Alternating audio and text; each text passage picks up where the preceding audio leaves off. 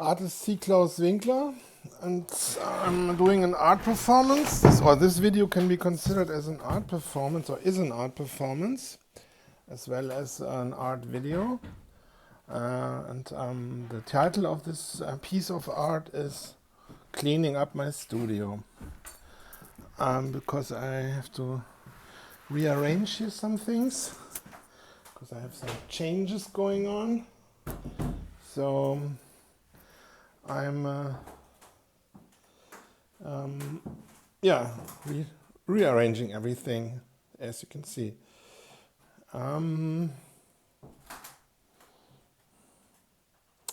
So I will talk about what goes into my mind while I'm working. There you go, about efficiency while filming and doing what I was supposed to do and cleaning up. I don't know if that's a good idea, but we're doing it anyway because it's efficient.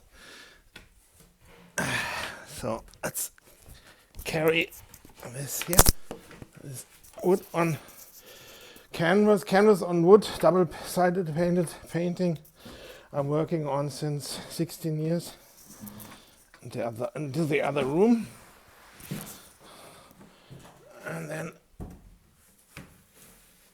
there you go.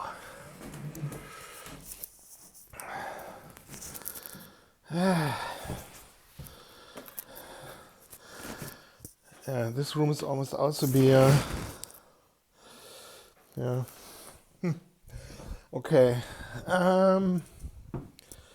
So this is also part of my process. The artistic chaos. It's because when you don't work with assistant, you do everything yourself, and you're focusing on specific tasks.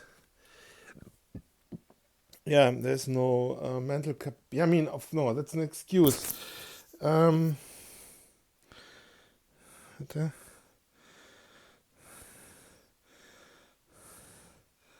What's that?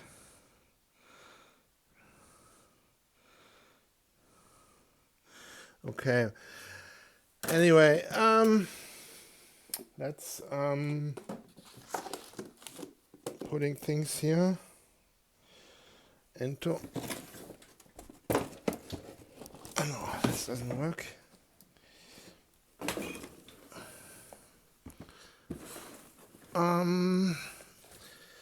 Talking about authenticity. How is this connected with my artwork?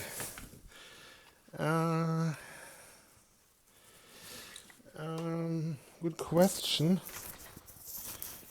What's inside here? There you go, a painting. This was okay. Some kind of travel bag, so if I'm somewhere, I have something to work with.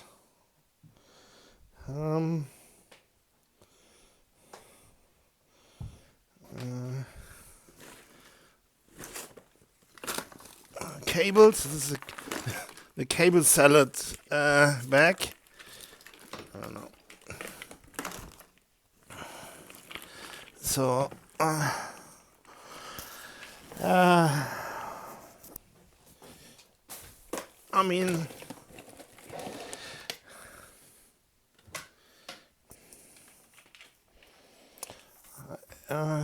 how are cleaning up, having untidy rooms or untidy stuff, how is that connected with painting art?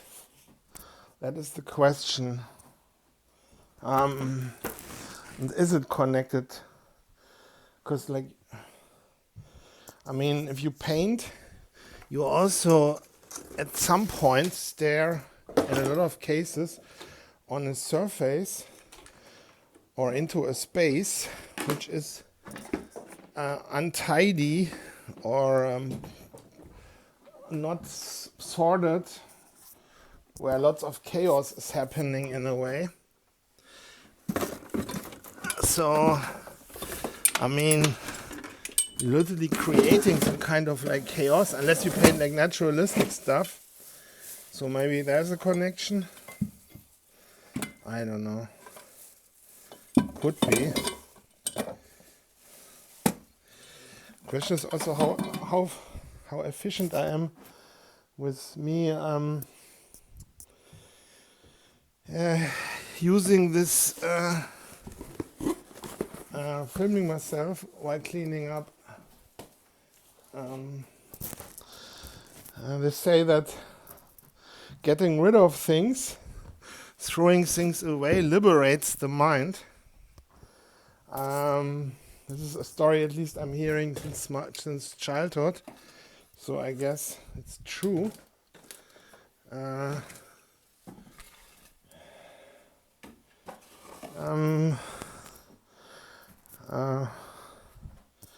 thing is, I need space for my paintings too, which is, but I can also just work on one painting at a time. But then you have phases where I work on, I need space for multiple paintings, depending also the technique. So during the last, I would say 20 years, maybe 28 years, I was quite often rearranging my studio. In Germany we say aufräumen.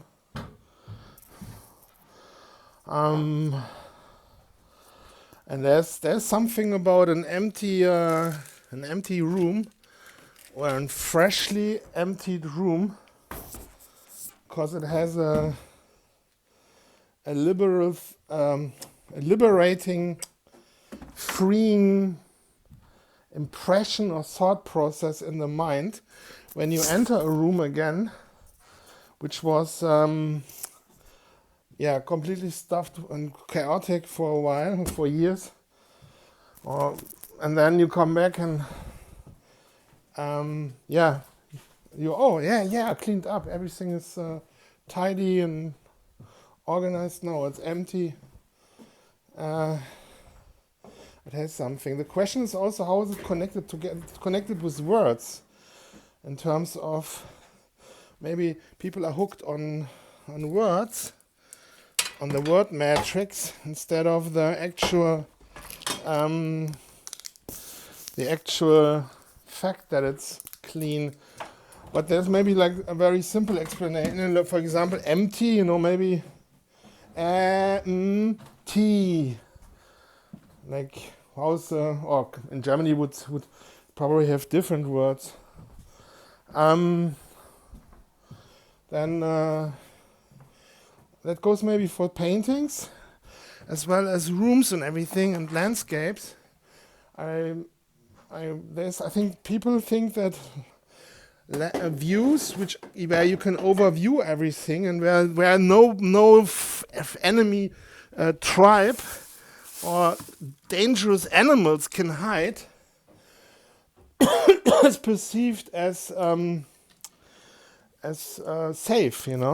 Like we are still animals in the savannah, sitting on a tree or standing on a hill, and wanting to know how safe are we. So if we can see for a long distance, and there's just like little bushes and nothing where a saber-toothed tiger or anything else can hide. So we feel like, oh, this is pleasant, this is good, because it suggests us there's no danger, or the possibility of danger is low. So yeah, maybe it's that.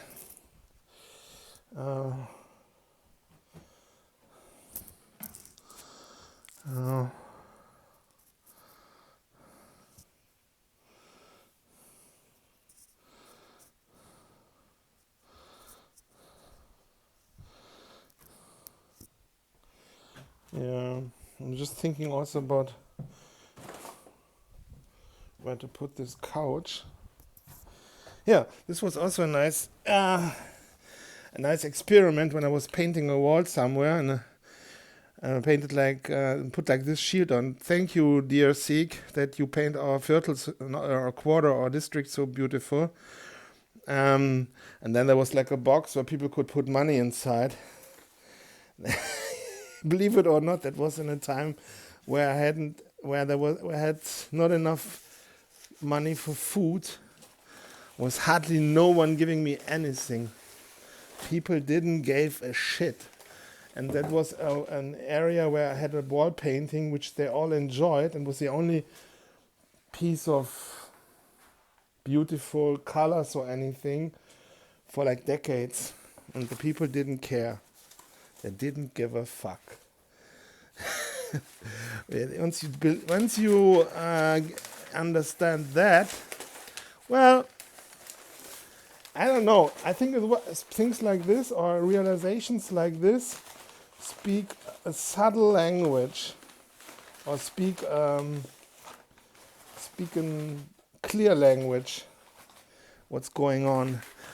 Not that life in villages is much better.